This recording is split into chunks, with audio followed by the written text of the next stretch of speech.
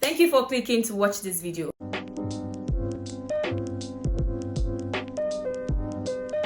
Guys, today we're going to be talking about something not so interesting on this channel. Today I just want to share some of the things that I've gone through in this Lagos with you guys, as it relates to some of the news that we've been hearing recently about robbery in different parts of Lagos. So I just want to share what I actually went through, right, when I actually also got robbed in Lagos, and just to ensure that you guys know this and just be careful out, very careful out there. I really pray that you would always go safely and come safely. Like that's the prayer that is very, very important in Nigeria, especially Lagos right now. So I just want to share with you guys what I once went through when I got robbed in Lagos. Okay guys, so I think this was December 2018. Was it December 2018 or December 2019? I can't remember. But that time I was really sad. I was just down, right? So this was how it happened. It was even a day to Christmas, so you know that it can happen any day. Nobody respects you, nobody respects your time in this Lagos, right? So it happened the day to Christmas, right? I was going to Lagos Island Market with my mom. Yes, so I wanted to help her get some things and also get some things for myself, because I had to deliver some things, like basically clothes, to some clients, right? And so we left home early. Was there traffic? I don't even remember. We left home early and then we were going to the market. And then on getting to Lagos Island, it was, you know, a day to Christmas is always very rowdy, always very noisy. Everybody just it's like everybody just comes to the market that day, right? And then we tried as much as possible to leave there early, just so that we don't get stuck in traffic. But I wasn't going back home with her. I wanted to drop some things off at different places in Lagos. I stay at Ikorodu, if you know this, Lagos, because some of you will not accept that Ikorodu is in Lagos, right? So I wanted to drop some things off at Mushi, drop some things off at Surulere, drop some things off at Ikorodu, like the main garage in Ikorodu, right? So I had already dropped all other things that I wanted to drop. I already met with the clients, already spoke with them. Although we had that it is, if you live in Lagos, so I might say because some of you don't live in Lagos, right? If you live in Lagos, you know how 24th of December is. Everybody's always rushing to get things done because they want to spend Christmas with their family. Nobody really cares. Everybody just wants to buy things and go back home and just stay there. So I met with my clients, especially the one at Surulere, and then I spoke to her. I exchanged the things that I wanted to give to her, and it was so cool, right? And the only thing in my head was like, oh my god, I'm made for the year. I really tried this year. I made a lot, I did a lot, I did this, I did that. That was what was going on in my head. I was telling myself this personally.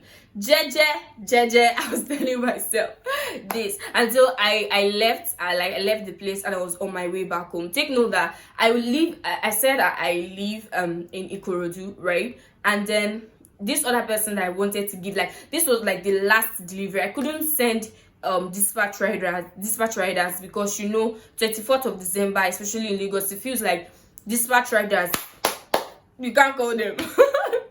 You can't call anybody. Everybody's booked and busy. That's booked and busy day for dispatch riders, right? So I could not use a dispatch rider. Then I said that since I stay at Ikorodu, why not just go and drop it? As a big girl, why not just go and drop it for the lady, and it's not far from my house, and just come back to my house so I can spend the year with the family. I can enjoy Christmas and all those things. I didn't know. I didn't know that there was something ahead. And so what I noticed was that, and you know that I talk about faith a lot on this channel. What I noticed was that when I was on my way home, when I was on my way to deliver, to drop this package for this lady, I felt like I just wanted to pray for something ahead. But I was like, I'm almost at home. Why am I still praying, right? So I went, and we just kept going because I was in a public transport. So we just kept going, and then when I got to the last bus stop, I stopped, and I was just meant to get to the lady's house, drop it, and get to my house. Like, that was all what I calculated in my head. And this is like saying that there is no specific place in Lagos that is robbery free. Do you understand? It happens every day, like, around Lagos, and I just want you guys to be very careful, right? So I just wanted to drop it. In fact, I left the bus stop and I dropped it for the lady. I dropped that package for her. And the only thing that was also still ringing in my ears was like, oh God, thank you. I'm done. I'm free for the year. I'm very happy. Now I can rest. A lot of people have been telling me to rest. Now I can rest. This is that. Guys, now the beginning of the story. When I was about to move forward to take keke to my house, I'm this kind of person that I think I pay attention to people a lot. Not like pay attention, but whenever like you act very uncomfortable, or you show signs of something wrong with you, I'm likely to pay attention, right? I'm likely to pay attention. So a guy moved to me, like it was behind me, and he moved to me, and it was 24th of December. It was late at night. It was around probably like 6 or 7. That's another reason why I think like everybody should just be living wherever they are, like if you like wherever you are, 6 max, just start preparing to leave, right? So he moved close to me and was like, he has been walking up and down Lagos since morning. He's looking for somebody, so that they told him that the address is over here. He doesn't know what to do. And it's a day to Christmas. He needs someone to direct him. He needs help. He's very, very tired. He's been taking bike up and down. And so when he was saying that, it was just as if God. And so when he was saying it was just as if, oh my heart, my head, everything was. I'm always the kind of person that even if what you are doing is bad, or what you want to do is bad, I will always try as much as possible to make excuses for you, and it can have its own side effects, right? So I started talking to him, and I started saying that I'm so sorry that at first I walked forward. I didn't even reply him. Then I moved forward. I didn't reply him. So he moved again. I was like, what do you want? He was like, please, I just need you to check this address and just direct me to the place. This is that. And I was like, okay, but when I was just trying to say, okay, but that was how another person just moved close to me. And this is another reason why I said that. And another person just moved close to me. Another guy. The first guy had not finished talking to me. Another guy just moved close to me. And I don't know if he heard what we were saying or they planned it, right? That was what my mom and auntie said, that they planned it. Right, so he moved close to me and was like, please, let's help him. I've been hearing him, he has been moving close to you, that I'm also a member of a particular church. I'm not going to mention the name of the church. I'm also a particular member of a particular member of another church. And so I was like, oh, you're even a Christian. Oh, amazing. I was like, okay, so I can even trust you. This, that. This is that. I can even trust you. So I was like, okay, let us help him. Not knowing that there were even more than 2. There were even 3. That was and I said that, okay, so I'm going to just follow you this way, because it is somewhere I can pass to my side. I'm going to follow you, and you guys, and the old man also said, yes, I'm going to follow, that I can even follow you at your back, so it will not be as if he wants to do anything to you, not knowing that it's even the both of them that wants to do anything to me. That was how I'm laughing now, but at the time it was not funny.